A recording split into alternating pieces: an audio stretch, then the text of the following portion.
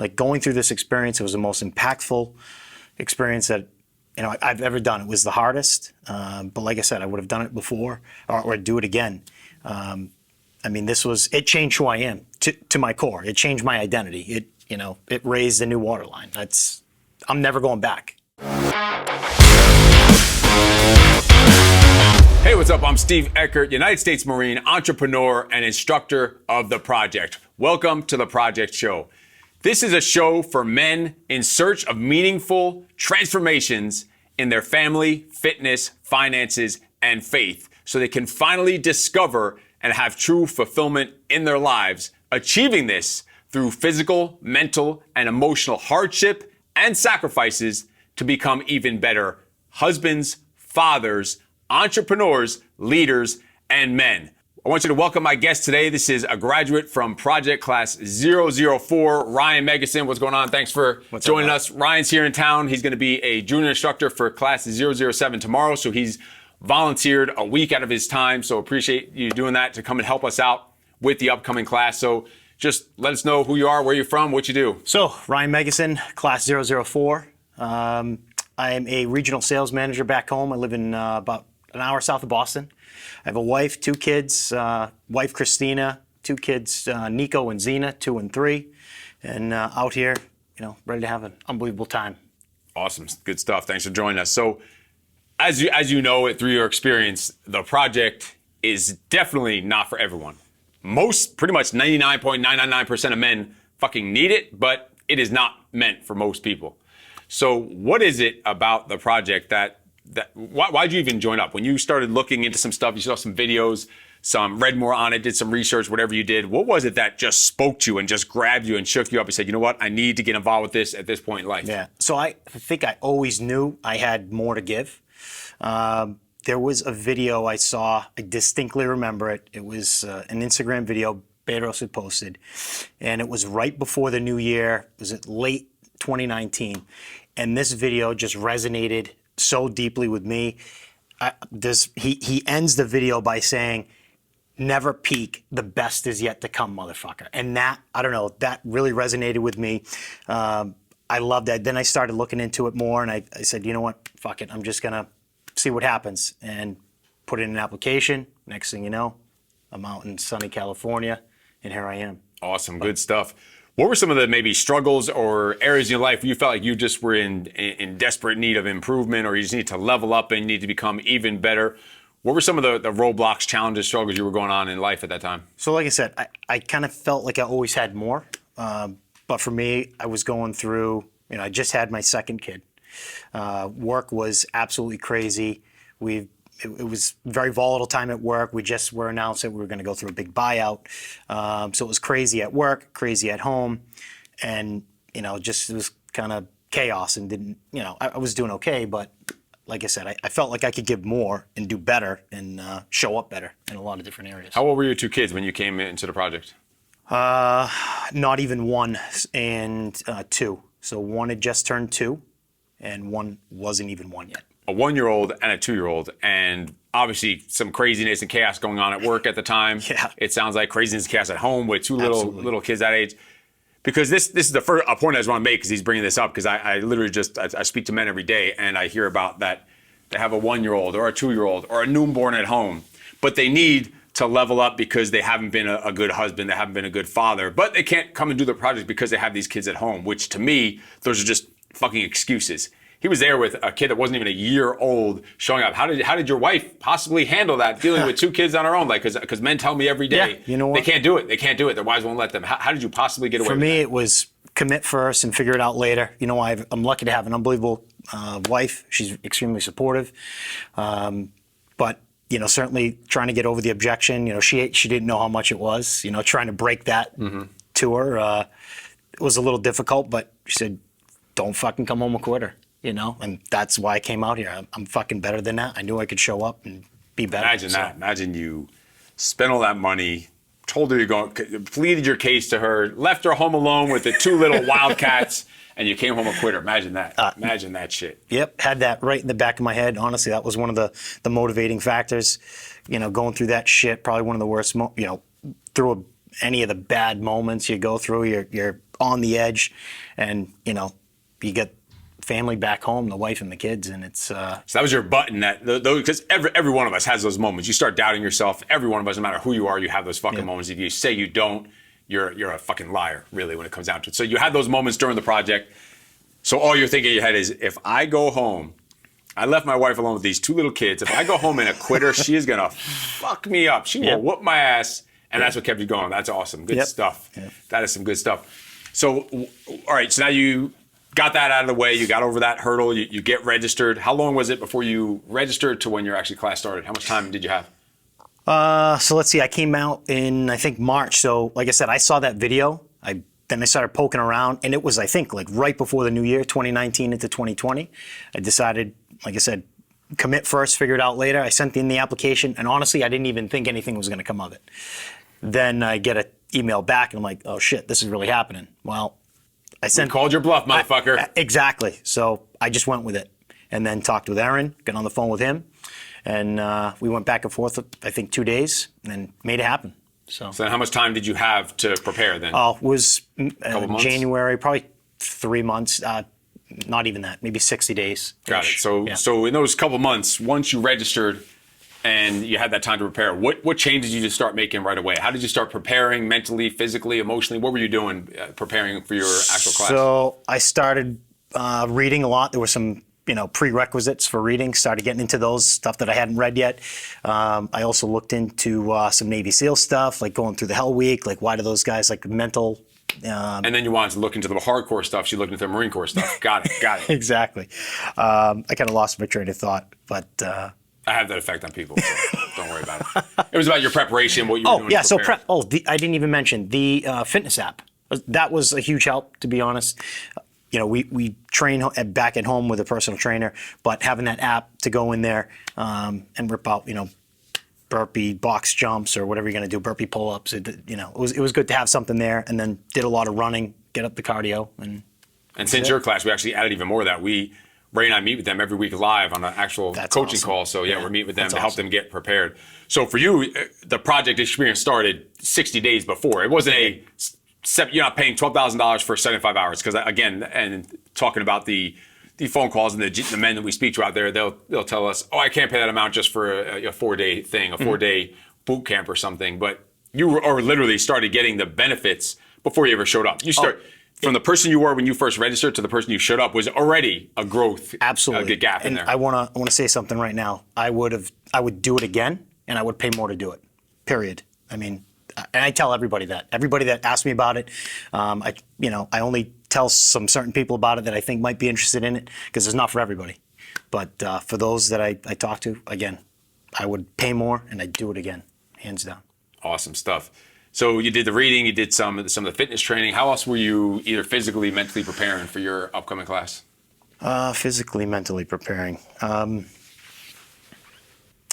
I just did a lot of running, to be honest with you. I knew my cardio had to be at a certain level.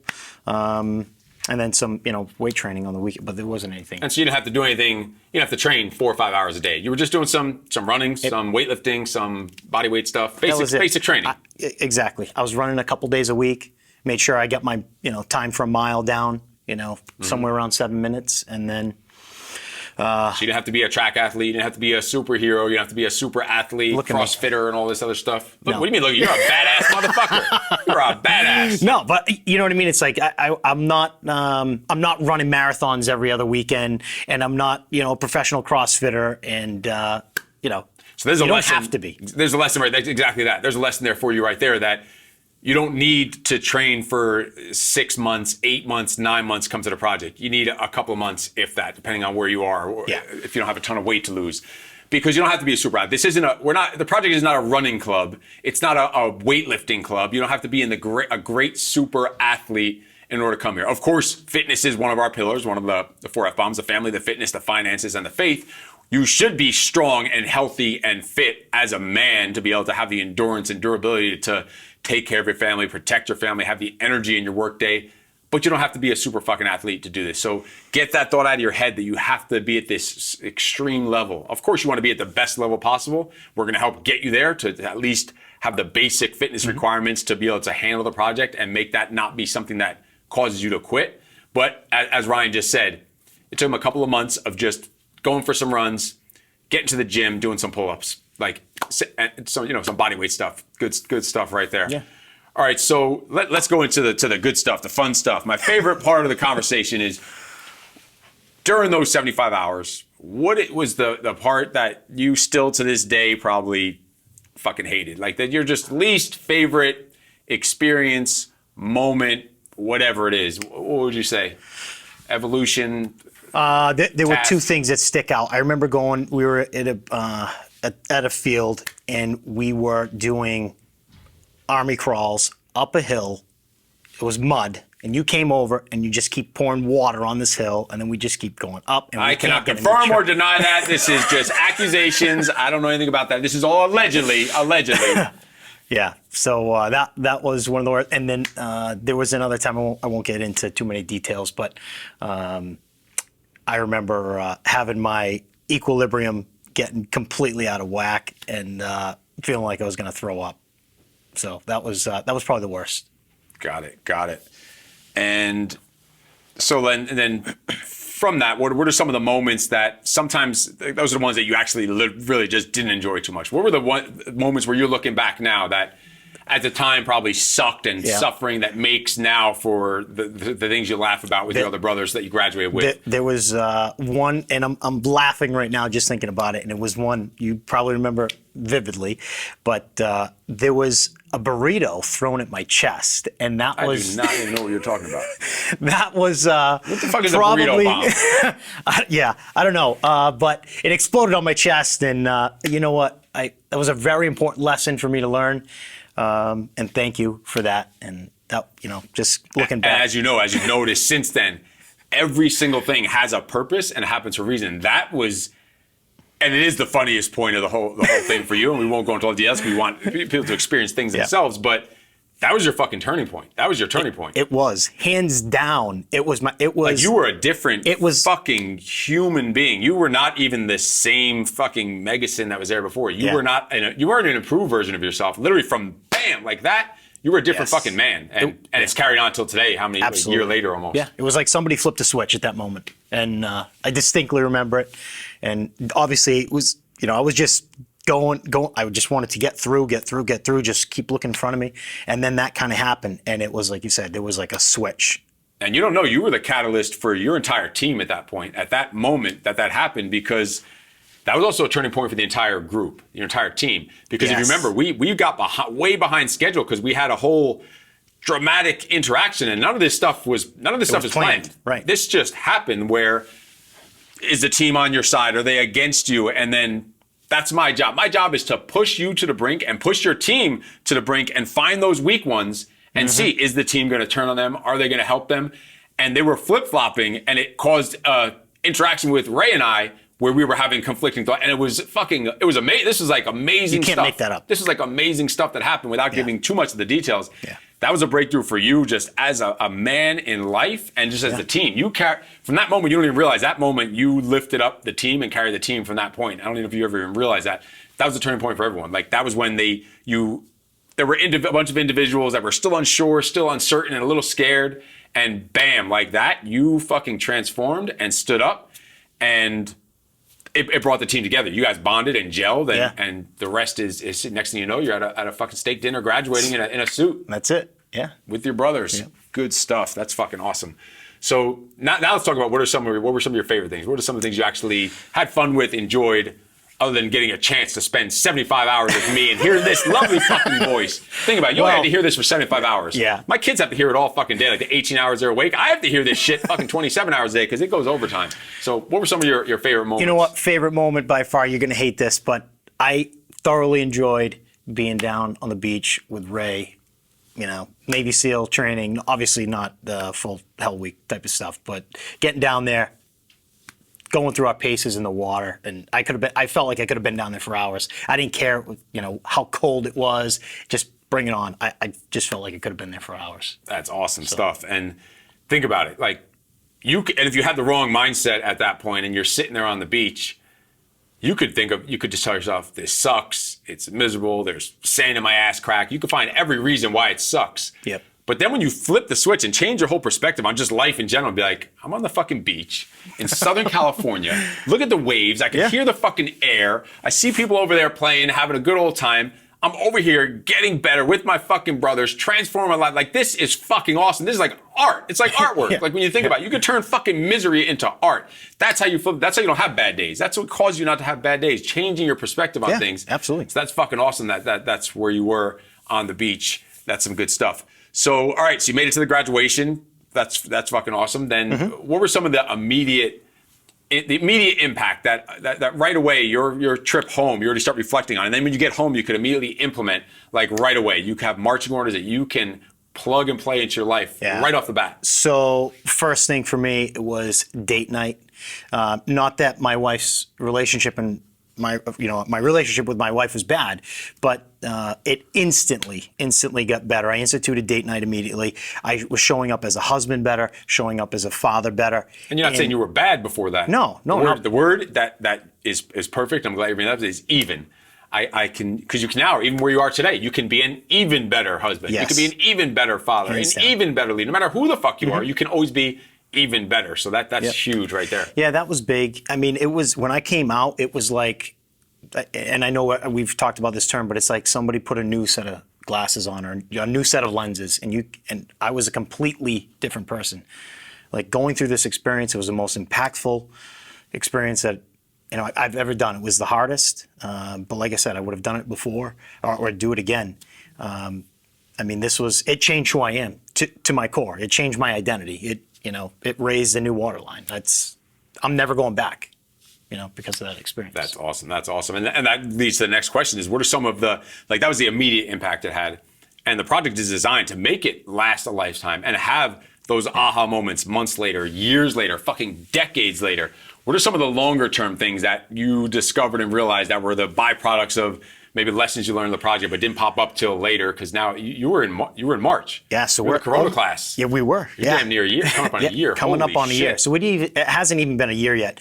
But through all the adversity that 2020 was, I had the best year ever, business-wise, relationship-wise, family-wise.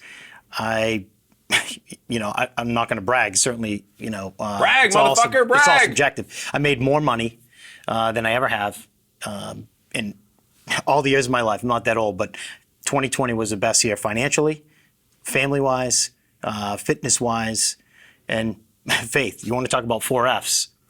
It was the best, hands down, right across the board. And I just keep building on it. During a year when everyone's out there bitching and crying and moaning and complaining and blaming the government and blaming riots and blaming presidents and all this other stuff, you had a fucking kick-ass year. A kick-ass year. That's how you do it. That's some good stuff. And nice work on that and implementing that stuff, because we can't go home with you and do that stuff for you. You have to take the lessons you learned, the skill sets that you have, and now go apply them and implement them, and you did it. So that's fucking awesome. Good stuff. So what was some of the ways that it improved your relationships in your life, whether it's you're talking about with your wife, your kids, at work, as a leader?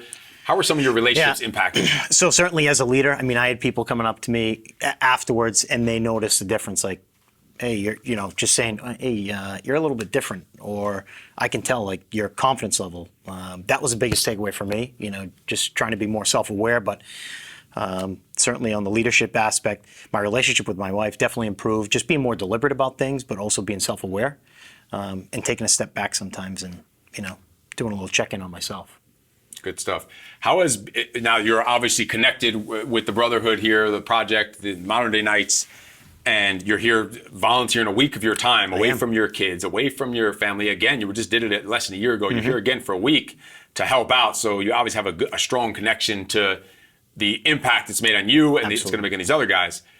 How is having this brotherhood kind of impacted your life? What does that mean to you to be part of this and have this support system? I was skeptical going in. One thing I just want to say is when I was on the phone with Aaron, I think you guys do a really good job at maybe not, letting out everything that it is. And I think that's a really good thing. I was skeptical about, like, I didn't want this to be a one and done thing, put it up on my mantle and it's a trophy. I didn't want that. And Aaron told me it's not that.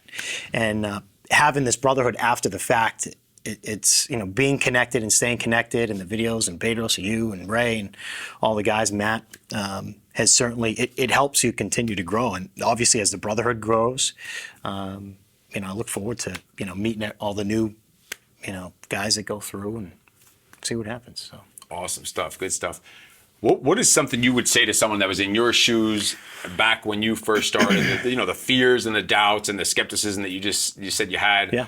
Thought of the price, thought of your wife telling you you can't do it, or whatever else. When you know in your heart, like, this is what I fucking need because I have that inner bitch negotiating with me on a daily basis, and I need to overcome that. And even my wife might not understand that I need to invest in myself. Like, what else could you possibly invest in than yourself? There's nothing more important when you're at that level. So yeah. What would you say to someone that's in your shoes where you were back then, that has those fears, those doubts, that uncertainty, that thinks, is wondering if the project is for them and they're not really sure? What would you say to someone like that? Commit first, figure it out later, period.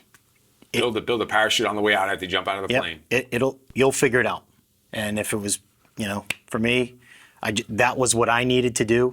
I knew I had more. I knew I had more to give. And like I said, that video really resonated with me. I still have it. I watch it every once in a while. And I don't know. I mean, it's just commit first, figure it out later. Awesome. Good stuff. Now, you're here obviously to help out with the class tomorrow, 007. You're going to, you know, put in some, you know, pour into those guys also. Yeah. What are 3 pieces of advice that you would have to give to those gentlemen to make it through this experience, and really to anyone watching out there that is just having a tough day and needs some pointers on how to get through the shit they're going through? Because that's really what this is. Learning how to go through shit, learning how to deal with the adversities and roadblocks and struggles that life throws at you. So what are a couple things you would tell someone? And so don't get too far ahead of yourself. You know, don't look too far out ahead. The pain's only temporary. So, you know, like I said, just don't get too far ahead of yourself. Control what you can control in that situation. Other than that, don't fucking quit. Don't fucking quit. Don't make a permanent decision based on temporary emotions. Because I could not live with myself if I fucking quit. You know, you come here, you're gonna go home with the mentality, we've talked about it before, you're going home in a fucking body bag.